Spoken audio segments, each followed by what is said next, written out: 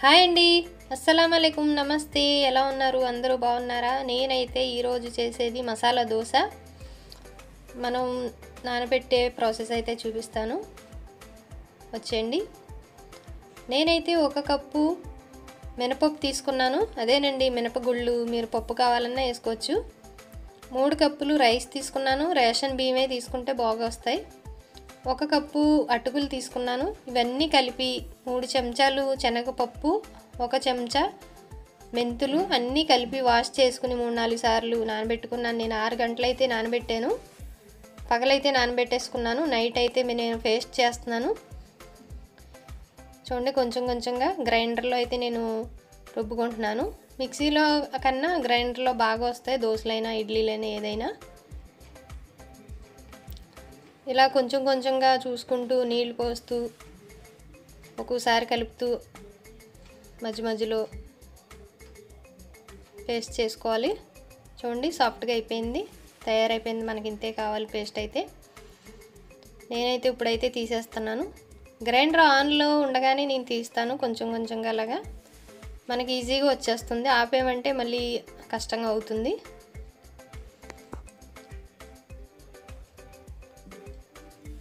ఇది ఇప్పుడు మనం మళ్ళీ నైటు 8 గంటలన్నా 6 గంటలన్నా ఇలాగే బయట పెట్టేసుకుందాం.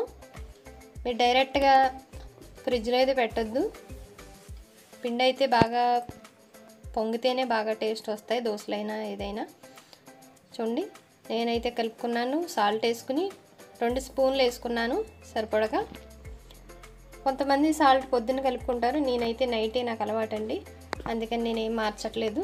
అలాగే కలిపి మీకు చూపిస్తున్నాను. ఇలాగైతే ఉండాలి మనకి పలుసగా.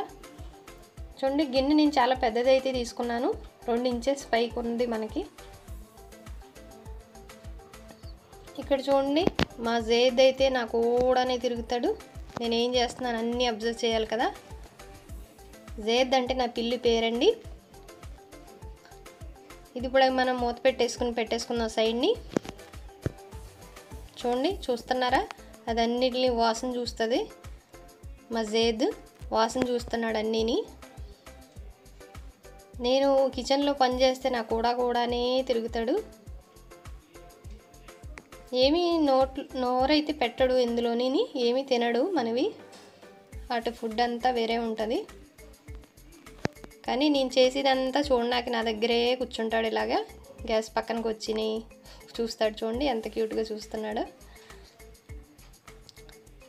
నేను ఇప్పుడు సైన్ పెట్టేస్తాను, మూత పెట్టేసి. మనం మళ్ళీ మార్నింగ్ చూద్దాం దీన్ని.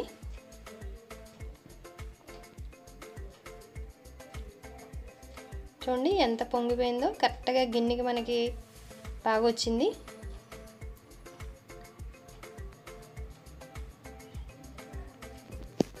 ఇప్పుడు మనం నెక్స్ట్ చట్నీకి తయారీ చేసుకుందాం.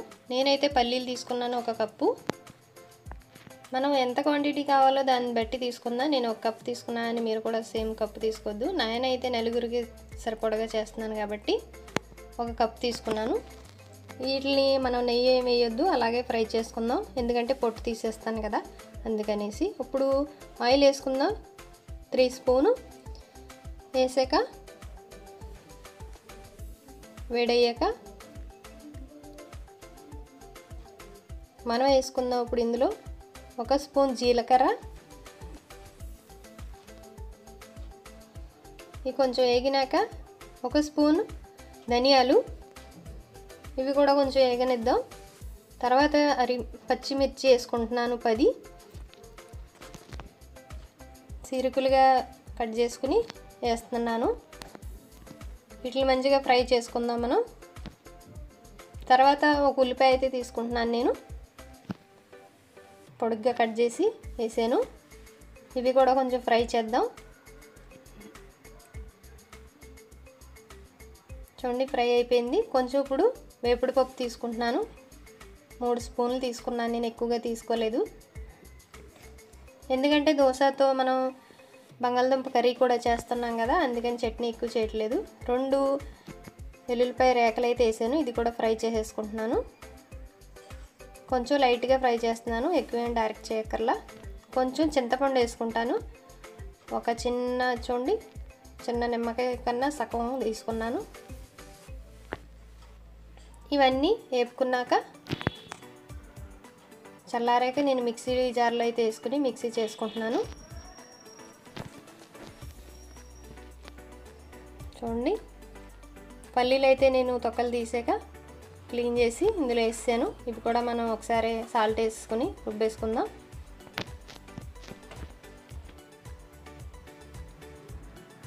చూడండి,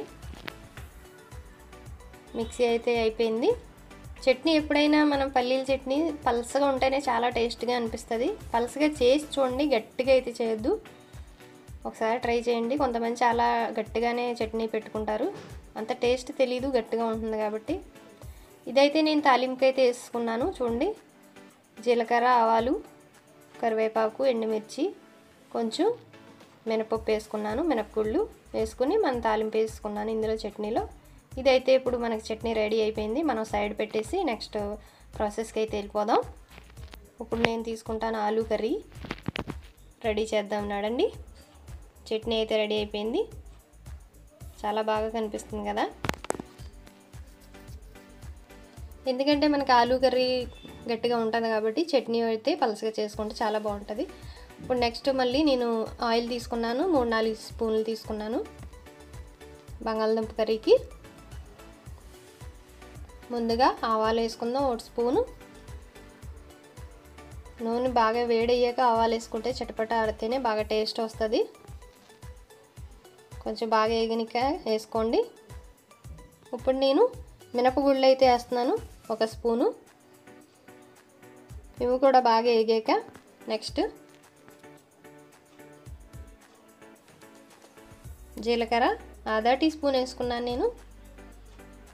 ఈ పచ్చిమిర్చి, కరివేపాకు చిన్న చిన్నగా కట్ చేసి వేసాను. 3 పచ్చిమిరపకాయలు అయితే తీసుకున్నాను నేను. అల్లం వెల్లుల్లిపాయ పేస్టు 1 స్పూన్ తీసుకుని మంచిగా ఫ్రై చేసుకోవాలి. అది కూడా వేసేసి మంచి ఫ్రై చేయండి, ఎందుకంటే అల్లం వెల్లుల్లిపాయ పేస్ట్ కనుక మంచి ఫ్రై అవ్వలేదంటే అస్సలు బాగోదండి కర్రీ. మనం అల్లం వెల్లుల్లిపాయ ఎప్పుడు మంచి ఫ్రై అవుతేనే టేస్ట్ బాగా వస్తుంది, ఏ కూరలో అయినా అంతే. ఉల్లిపాయ అయితే తీసుకున్నాను నేను, చిన్న 2 ఉల్లిపాయలు తీసుకున్నాను. మీరు పెద్దగా సైజు ఉంటే 1 తీసుకోండి సరిపోతుంది. నేను చేసినట్టు తప్పకుండా ట్రై చేయండి, ఆలూ కర్రీ చాలా బాగా వస్తుంది టేస్ట్ అయితే. నేను కర్ణాటకలో మా ఫ్రెండ్ మాకు నేర్పారు. అప్పుడంటే మన టైంలో అయితే యూట్యూబ్ అయ్యి లేవు కదా, ఇప్పుడైతే యూట్యూబ్ అయ్యి వచ్చింది. చూడండి, బంగాళదుంప కర్రీ.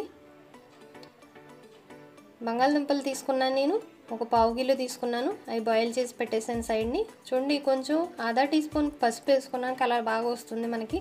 కర్రీ కలర్ అందంగా ఉంటేనే కదా బాగుంటుంది. స్పూను సాల్ట్ తీసుకున్నా 1 స్పూన్, అది కూడా వేసి మంచిగా కలిపేసుకుని ఇప్పుడు వేసేసుకుందాం మనం ఆలు బంగాళదుంప. నేను మంచిగా మ్యాష్ అయితే చేసుకున్నానండి, ఇది గడ్డగడ్డలుగా ఉంచలేదు, ఎందుకంటే మా ఇంట్లో గడ్డగడ్డలుగా ఉంటే తినరు కూడా అని. అందుకని నేను బాగా మ్యాష్ చేసుకుంటాను బంగాళదుంప ఎప్పుడైనా వండినా. చూడండి, బాగా మ్యాష్ చేసుకోండి, చాలా బాగా వస్తుంది.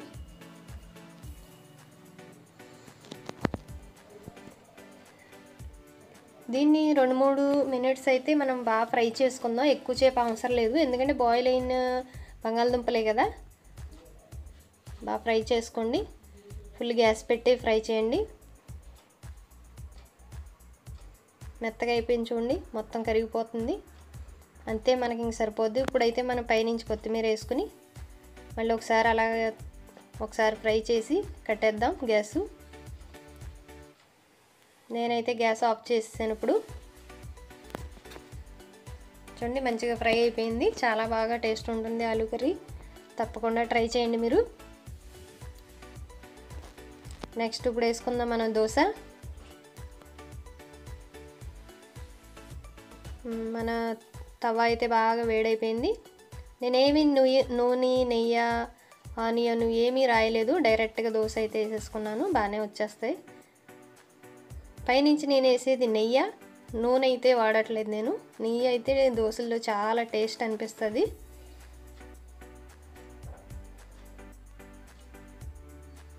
చూడండి కలర్ బాగా వచ్చింది కదా బ్రౌన్గా. మనం శనగపప్పు వేసుకుంటే కలర్ బాగా వస్తుంది దోశల్లోని. చూడండి పైన అయితే నేను కర్రీ వేసుకున్నాను. మనకి మసాలా దోశ కాబట్టి మనకి హోటల్స్లో మధ్యలో పెట్టి ఆలు ఇస్తారు కాబట్టి నేను కూడా అలాగే మధ్యలో పెట్టేశాను. సేమ్ మనకి హోటల్లో ఇలాగే దొరుకుతుంది కాబట్టి తప్పకుండా మీరు ట్రై చేయండి, చాలా బాగుంటుంది మసాలా దోశ. నేనైతే ప్లేటింగ్ రెడీ అయిపోయింది నాకు.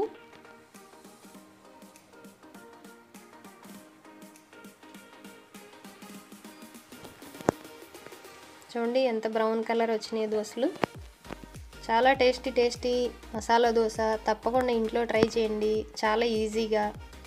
సేమ్ మీరు అలాగే ఒక గిన్నె అన్నీ పెట్టుకుని 3 ఇంతలు రైస్ తీసుకుని 1 ఇంత అటుకులు తీసుకోండి. సేమ్ చాలా బాగా వస్తుంది. శనగపప్పు మెంతులు తప్పకుండా వాడండి, చాలా బాగుంటుంది దోశ. మామూలు దోశలో కూడా ఇదే మనం ప్రాసెస్ వాడుకోవచ్చు. మసాలా దోశ అంటే మనకి బంగాళదుంప కర్రీ ఉంది కాబట్టి అది మనకి మసాలా దోశ అయింది. బంగాళదుంపలో కూడా మనం అల్లం వెల్లిపాయ పేస్ట్ వేసాం కదా, అందుకని మసాలా దోశ వచ్చింది పేరైతే. తప్పకుండా ట్రై చేయండి. వీడియో నచ్చితే లైక్ చేయండి, షేర్ చేయండి, సబ్స్క్రైబ్ చేయండి. Thank you for watching. Bye bye.